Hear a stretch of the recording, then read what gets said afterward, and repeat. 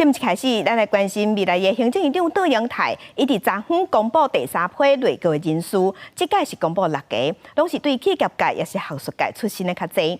其中中越集团董事长郭志辉，伊出任经济部长。也那所谓发展部的部长，即摆是改由中研院资安学者黄彦南来出任。行动创新内阁赞。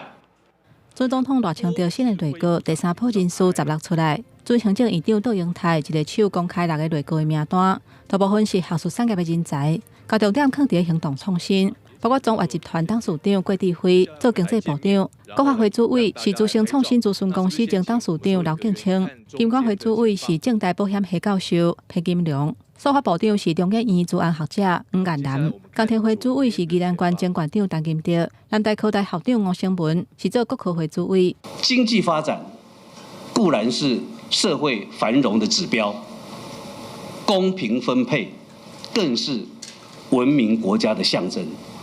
我们会把这2句话放在心里。其中，准经济部长郭志辉封号做是车杠经纪人，伫无共领域人面拢真快，有打造产业国际供应链丰富的经验。因那民众关心供电的问题，也是郭志辉就任了后面临重大挑战。杜英泰下指示，要确保稳定供电，发展多元热能。因为我是来自于这个民间了哈，我大概对这个5缺的问题是感受很多了，上任以后再来跟各位报告。那司法部部长唐凤是无留任，改由资通领域的专家黄彦南来接。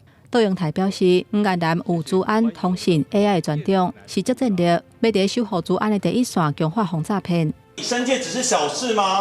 另外，宜兰前代理县长陈金德接工天会主委。不过，过去捌去监察院弹劾，嘛有真侪争议。杜英泰讲，陈金德防纪新界是9项内底上轻的一项，袂影响继续做公职的权利。也那国安团队的人数也未公布。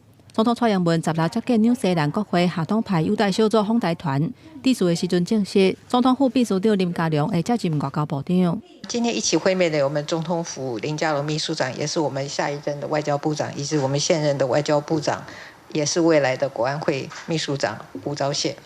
也那外交部长吴钊燮未来会转做国安会秘书长。蔡总统表示，最近这几年印太区域面对真侪挑战，民主国家都要共同合作，维持区域的和平稳定。记者综合报道。